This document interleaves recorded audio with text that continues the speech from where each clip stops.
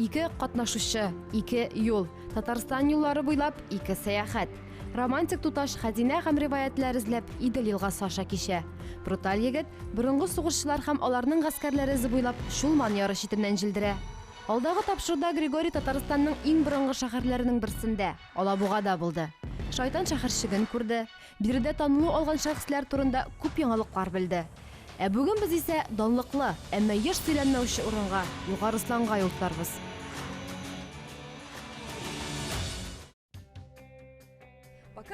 Григорий Шулман киңлекләрен иңләгән арада без Идел елгасы буйлап һаман сайын Казаннан ераклашабыз. Бүген барачак урынны бер тапкыр гына булса да Татарстанга килгән, Казанны күргән һәр кеше дә белә. Тик анда махсус баручылар сирәк. Югарыслан. Бүген Усланны ни сәбәпле үз күзләрең белән күрергә һәм үз аякларың белән йөреп чыгарга кирәклеген аңларсыз. Ул мизгелдә без бер катлылар никадәр йөрергә кирәк буласын әле күз алдына да китерә алмаганбыз. Җәяүле буларак сәләтләребезне соңрак күрсәтербез. Әлегә исә романтикага бирелеп, юлыбызны паромда дәвам итәрбез. Матур.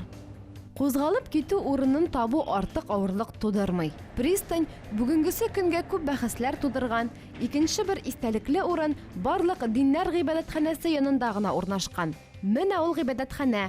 Аның яныннан туп-туры елгага таба атлыйбыз. Паром романтик рухлыгына түгел, шулай ук бик тиз хәрәкәт итү чарасы да. Олы-олы көймәләр һәр 5 минут сайын йөреп тора. Югарысланга кадәр бару ширек сәгать вакытны алачак. Безнең традиция буенча мөһим мәсьәләләр хакында капитан белән аралашып алырга да өлгерербез. Слово такое. Иделне мин мөгъҗизалы дияр идем. Сезнең өчен нәрсәсе белән мөгъҗизалы ул? Матурлыгы белән. Иделдән күп нәрсәләрне карап була, истәлекле урыннар бик күп. Безнең башкалабызны гына алыйк. Казан Идел аша яктырып күренә. Төнлә бигрәк тә. Кылшәриф мәчетебез. Иделдә Лабач дигән тау бар. Миңа бик ошый ул. Кама тамагында урнашкан. Матур, киң, тыныч, суга карап тынычланып каласың. Лабаш безнең барып күрү мәҗбүри дип аталган исемлегебездә дә бар. Өстәвенә, аның калкулыкларында гына йөреп калмыйча, җир асты байлыкларында өйрәнергә уйлыйбыз. Әлегә Югарысланга юл тотыйк. Юлыбыз су аша үтеп, романтика белән сугарылганга, актуаль сорауга җавап тәзлибез. Хезмәткәрләрнең гадәти коллективыннан судның ышанычлы бердәм командасын ничек булдырырга соң? Мин бер девизга яләштем. Без теләсә нинди һава торышында да эшлибез. Шуңа да һәр вакыт позитив рухта булырга тырышам. Капитан, улыбнитесь, ведь улыбка — это флаг корабля. Капитан, капитан, подтянитесь, только смелым покоряются моря. Әлем астында елмайып тору гына түгел әле. Ярга игътибар белән карау кирәк. Чөнки легендар Югарыслан кәләшен күз уңыннан ышкындыруың да бар. Башка риваятләр сыман бу очракта серләр белән тулы. Яшь һәм бер катлы кыз сөйгән ярын ерак йөзүгә озата. Кыз көтәм дип ант итә, егет исә әйләнеп кайтырга вәгъдә бирә. Әллә көймәсе белән бергә су төбенә китеп вафат була, әллә тагын да яшьрәкне, тагын да матурракны очрата, белмәссең. Бу урында фаразлар төрле. Тик егеткәй үз сүзенең хуҗасы булган ахры. Үзе сүз биргән, үзе үк аны кире алган да. Һәм кире кайтмаган. Ә кыз исә сөйгәнен гомер буе гына түгел, бакыйлыкка күчкәч тә көткән әле. Бүгенгә кадәр аның ирәге аяз көннәрне дә үтеп китеп йөргән корабларга яр буеннан моңсу гына кул булгап кала. Үз күзләребез белән аны күрә алмадык. Тик бу урын үзенә күрә бер сихри, серле, реалистлар да моны кайвакыт сизәләр икән. Әтием батып үлде. Хат язып калдырган булган. Анда ул Казан елга техникумын тамамларга хыяллануы турында сөйли. Әлеге хатны апам саклаган. Хәзер ул миндә. Аллаһ ихтияры белән бүген миндә суда. Хатны укыганчы да йөзүтләгегез бар идеме? Мин ул хатны күптән түгел генә алдым әле. Якынча 2 ел элек. Апа үзе серне ачты. Ул вакытта өлгергән капитан идем инде. Әтинең хыялы турында да хаттан гына укыдым. Бу мизгелдә кастаннары чыккандыр. Күзләр яшьләнде. Сәяхәтебез романтик трагедия белән башланган икән, шулай ук дәвам итик. 7 баланың бәхетле әти-әниләре, Менчиковлар гаиләсе, тормышларының авыр чорын кичерә. Күптән түгел генә императорларның яраткан кешесе, гаилә башлыгы булган Александр Данилович бер мизгелдә барысын да югалта. Нәтиҗәдә, җәй көне пәлтә киеп йөрсәң дә салкын якларга озатыла. Тормыш иптәше Дарья Михайловна исә иренең тәкъдирен уртаклашмый кала алмый. Дөресен генә әйткәндә, югары сан җирлегендә әлеге тарихи вакыйга чынлыкта да булгандыр. Александр Менчиковның Петр I сәхабәчесе бөек император вафатыннан соң монысы инде аерым тарих, сөргенгә китеп баруы була. Юллар аларны бик ялыктыра, хатыны авырып китә, кызганычка каршы озакламый вафат була. Дөрес, югары санның үзендә үк түгел. Хәзерге Түбән Карамалы авылы тирәсендә. Биредә гыйбадәтханә булганга монда җирләнгән күрәмсең. Вафат булган ханымның кабере өстенә часовня төзиләр. Ул тормышның авыр шакларында да тугрылык һәм мәхәббәт символы буларак хезмәт итә. Күпмедер вакыттан соң часовня янып көл була, әмма символы шул килеш кала. Гасырлар узса да, гашык парлар бирегә килүләрен дәвам итәләр. Шунысын да әйтик, сөю хисләренең чынлыгына инанган кешеләр өчен югары Исланда бу бердән-бер урын түгел әле. Ислан үзенчәлекле урын, әлбәттә яраткан урыннар да бар. Барыбызга да таныш Соколка тавы мәсәлән, һәм әлбәттә гыйбадәтханә. Мин кичкенәдән бу гыйбадәтханәнең яңарышын күреп үстем. Бала чакта мәсхәрәләгәннәрен күрдем, аннары яңарышы башланды. Совет чорында югары Исландагы Никольский чиркәвенә бәхет елмайган. Аны җимермәгәннәр. Башта клуб, аннары икмәк пешерү йорты буларак үзгәрткәннәр. 90нчы елларга таба барында үз урынына кайтарырга карар кылганнар. Габгади өмәдән башланып киткән эш 1991 елда Чиркәү мәхәлләсе төзелү белән дәвам итә. Әкрен-әкрен элеккеге агач мәктәпнең ярдәмче бүлмәсеннән башладык. Аннары биредә китап кибете иде. Минем әбием шул китап кибетендә эшләде. Шунда беренче гыйбадәтләр кылынды. Сүз уңаеннан аңа халык шул кадәр яратып йөрде ки, кешеләр балга тартылган умарта кортлары сыман иделәр. Күпләр бирегә ник килгәнен аңламады. Тик күпләр монда булырга кирәклеген дә яхшы белде. Раштуа, Пасха кебек бәйрәмнәрдән тышта халык күп иде. Мәсәлән, үлгән кешеләрне соңгы юлга озату өчен килделәр. Ул вакытта мин мәктәп укучысы, соңрак студент идем. Бу гыйбадәтләргә еш йөрдем. Күтәрелер чыры сыман кешеләр өйләреннән иконалар, көнкүреш кирәк-яраклар алып килделәр. Иконалары гади генә түгел, алтын ук булмаса да сәйләннән ясалганнар. Аларны биредәге рухи активистлар үз куллары белән чиккәннәр. Күпмедер вакыттан соң Чиркәү мәхәлләсенә яңа җитәкче Владимир Атакай килү белән дә бәхет елмайган. Ул бик тыйнак кеше. Журналистларны билгеле бер сәбәпләр аркасында яратып бетермәсә дә, безнең күңелләргә ягымлы кеше буларак кирип калды. Кунакчылыклары белән артык файдаланмый гына сәяхәтебезне дәвам иттек.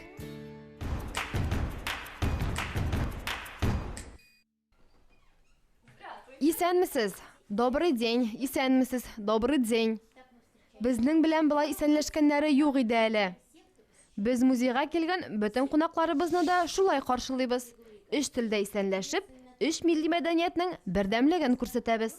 Рус теле безнең Россиябез, татар теле кеше ватаныбыз Татарстан, өченче мин исәнләшкән тел белорус теле. Ни сәбәпле белорус телендә диярсез? Чөнки музейыбыз Белорус халык шагыйре Янка Купаланың бөек ватан сугышы елларында Татарстан җирендә яшәүе хакында сөйли.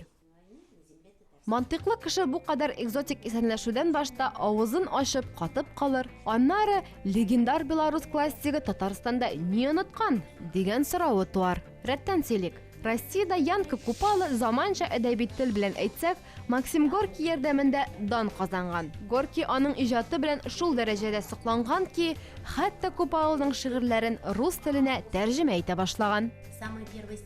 Янка Купаланың иң беренче язылган һәм аңа танылу китергән шигыре «Мужик» дип атала. Что я мужик, все это знают, и сплошь да рядом свет велик. Меня насмешкой встречают, ведь я мужик, простой мужик.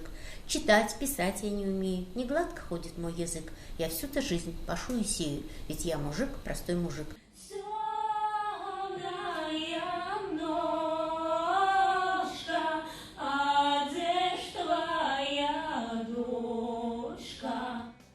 Гомуми мәгълүмат аңлашылды, айырмалыкларга тукталдык. Ни сәбәпле бу музей нәкъ менә Татарстанда урнашкан? Бөек Ватан сугышы, эвакуациялар бара. Югары Сланның күршесендә генә ул вакытта Екатерина хәзер инде федераль Мәскәү трассасы буйлап Печище авылыннан Идел аша кичүгә иң кыска юл уза. Кешеләр күп, паромнар аз, шуңа да су буе чиратлар тезелә. Тик күп аллат казанган язучы гына түгел, эшнәлекне сөймәүче кеше буларак та билгеле. Шуңа да үзен танаган, чиратсыз гына уздырып җибәрергә тәкъдим иткән хәрби комендантларга катгый баш тарту белән җавап биргән. Тик Татарстан җирлекләрендә яшәүче халык кунакчыллыгы белән дан казана. Без сыйламыйча һәм сыендырмыйча берәүне дә җибәрмибез. Купалын да җибәрмәгәннәр. Иван Яковлевич Наякшин бик кунакчыл кеше була. Ул аны бер чынаяк чәйгә чакыра. Директор менә шушы бинада яши. Хәзер биредә безнең музейыбыз урнашкан. Нәтиҗәдә кунаклар биредә төн кунып кала. Сөйләшү барышында Купала гаиләсе эвакуациядән соң Казанга озатылган булуы һәм аның шәһәрне яратмавы ачыклана. Директор аңа күршедәге буш фатирны тәкъдим итә. Сезне канәгатьләндерсә, калыгыз ди. Барысы да канәгать кала һәм икенче көнне Янка Купала Казанга китә. Хезмәттәшләре белән очраша. Эвакуацияләнгәннәрне хисапта тотучы оргкомитетка миңа торак кирәкми. Печище авылында бик ярый ди. Бу уңайлы яңкырмага тарихчылар гына түгел, нәфис үз сәнгатен сөючеләр дә, мотивация артыннан гашыйк туташлар да агылган. Монда эш Янка Купаланың тормыш иптәшенә, Владислава Францевнага барып тоташа. Бу ханым эшен мәгънәсендә мотор булып тума, актив булып ту дигән гыйбарәне испатлаган. Булачак иренә ул беренче караштан ук гашык була. Бу вакытта әле Янка үзенең бик тиздән камыт киясен башына да китерми. Тик кискен карар кабул иткән хатын-кызны кем генә туктата алыр икән. Бу эшне булачак кайнанасы да башкара алмаган. Ул кызның бик белемле һәм акыллы булуын тыймласа да, барыбер дә улына тиң яр итеп санамый. Ник дигәндә, Янка Купала халык мәхәббәте лабаса. Владислава исә аптырап калмый. Халыкныкымы, түгелме, бәхетле гаилә тормышы аны минем белән көтә дип уйлый. Һәм ялгышмый да. Сүз уңайыннан әйтеп узыйк, бу музейга да нәкъ менә ул нигез салган. Тәвәккәл хатын-кыз әйткән, тәвәккәл хатын-кыз эшләгән.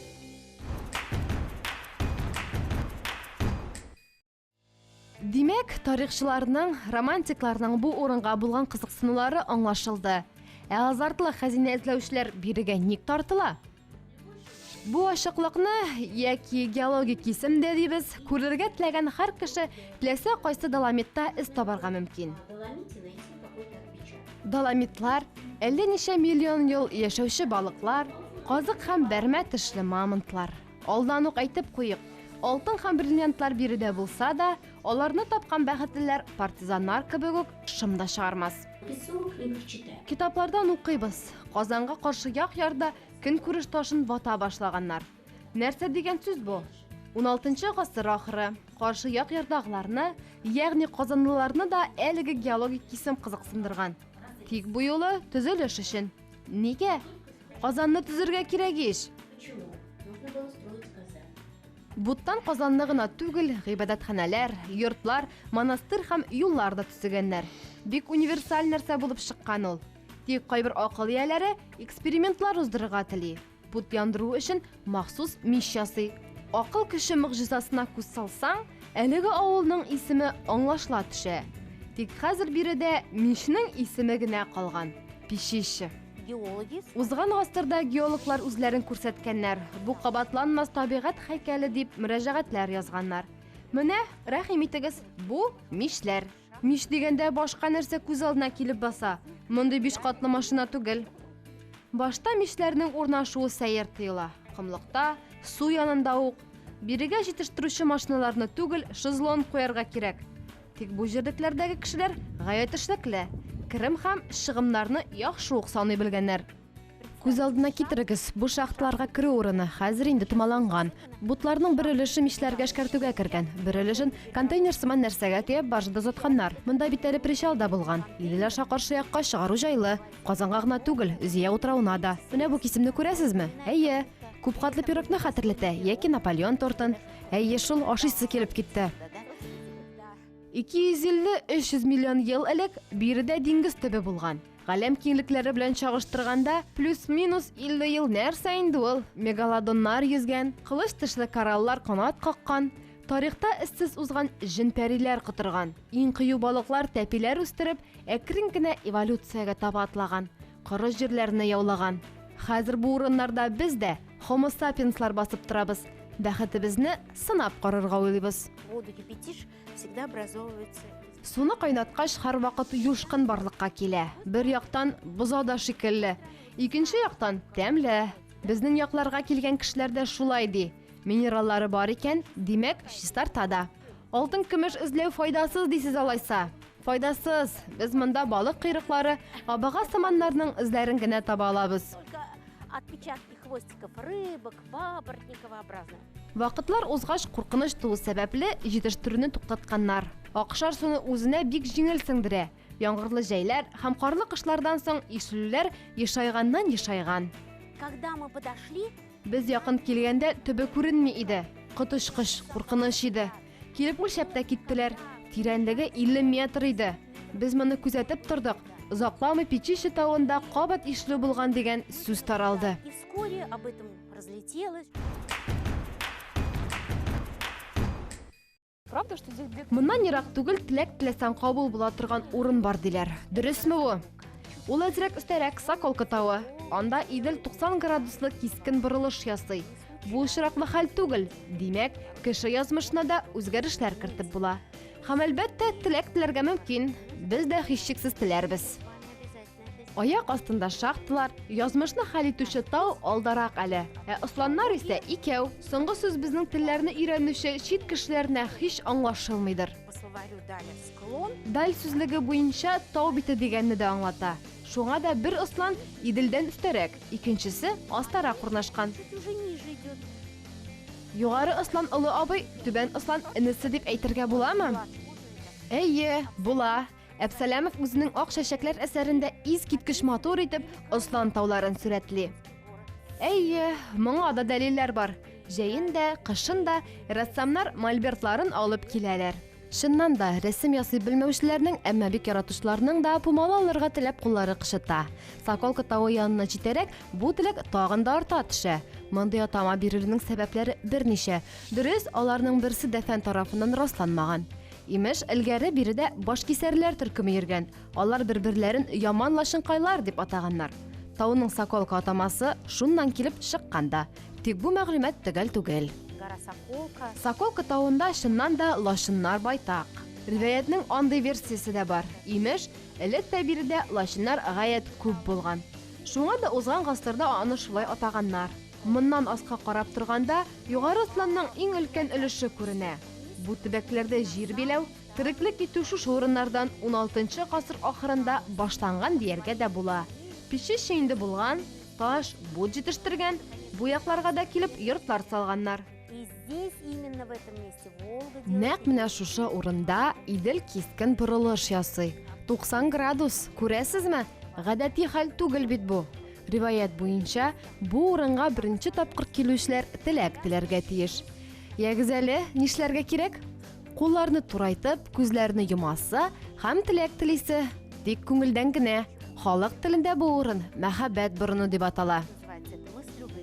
Лашыннар биредә ышып кына калмый, шын мәгънәсендә үзләренең иң матур якларын күрсәтеп уза. Гүя, безне фотосурәткә төшереп калыгыз диләр. Шуңа да җирле фотомодельләрнең фотоларыннан башка китмәгез дип киңәш бирәбез. Гашыклар борынында ширәмнәр дә тапталып беткән. Бер-берсен үзләп сөюче яшь парлар күрәмсең. Гадәт буенча мәңгелек ут янына түгел, ә бирегә, югары осланның иң биек ноктасына килә.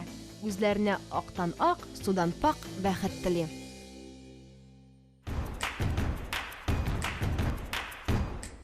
Здесь еще, вы видите, такая неровная. Күрәсездер, биредә җирләр тигез түгел. Якынрак килсәк була. Монда элек туплар өчен махсус корылма да торган.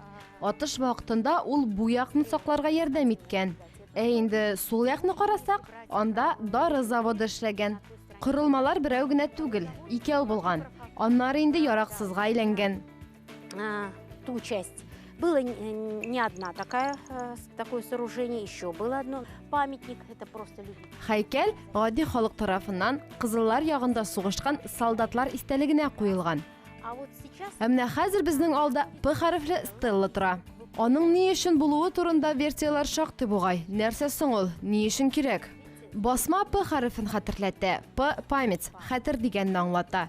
Шунда ки, гражданнар сугышында акчыклар, легионерлар да катнашканын беләбез.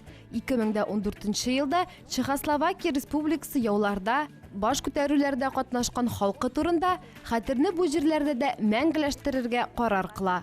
Һәм менә шушындый истәлекле билге урнаштыра. Күзләр талганчы карап та тормагач, бу кадәр ерак биеклеккә менүнең ни мәгънәсе бар ди. Беренче күзгә ташланган нәрсә югары санның технологик истәлекле урыны телевизион каланча. Әзрәк ерактарак тагын да кызыклырак коллизия байлана. Маркиз утравы. Халык аны белә, ярата, гел килеп тора, тиксирәкләр генә башта аның Маркиза утравы дип йөртелгәнен чамалыйдыр. Сез белмәгәннән генә утрауның үзенә барыбер, кем әйтмешли, эссе дә салкында түгел, тик Татарстан утравы атамасына үзенә күрә бер экзотик өсти, килешәсездер. Барысы да бик гади. Бу киңлекләрдә элгәре маркизлар яшәгән. Фамилияләре дә колакны ярып керә. Паулуччи. На островах они строили. Утрауларда алар кечкенә рестораннар, махсус яхта клублар төзегәннәр. Барысы да ял итүгә корылган. Аңлавыгызча, бизнеслары үсеш алган, утарлары да биредә генә. Ә Ключишага килгәндә, алар чынлап та утарлар, йортлар төзегәннәр. Мәйданнары да зур. Һава сулап, әйләнеп йөреп кайтыр өчен матур урыннары, алма бакчалары булган. Аны быел гына кистеләр әле. Нигә? Күрәмсең, бу җирләр хәзер шәхси куллануда. Хәзер бу сораулар шишелү алдында тора. Биредә яшәүчеләрнең юкаллеясын бик саклап каласлары килә. Ул әлегә исән. Беләсезме, мин артык романтик кеше түгел, ләкин анда баргач, хис кичерешләр бөтенләй башка. Һавасы да башка хәтта. Мондай сүзләрдән соң 200 еллык юкәләр һавасын сулап чыкмый кала алмадык. Урыны чыннан да гаҗәеп матур. Аллеялар буйлап йөргәндә, менә агач артыннан кринолин тигән туташ килеп чыгар.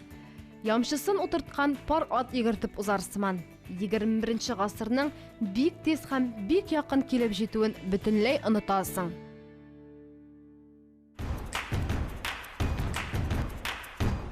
Ә хәзер инде илһамланган, канатланган килеш югары ыслан айсбергына, телевизион каланчага юл алабыз. Тышкы яктан караганда ул галәмәт зур, ләкин иң кызык, иң зур серләре барыбер дә кеше күзеннән яшеренгән. Әмма дә ләкин без кабат һөнәребезнең өстенлеге белән әрсез рәвештә файдаланырга булдык. Яшертен серләрне сезгә дә күрсәтербез.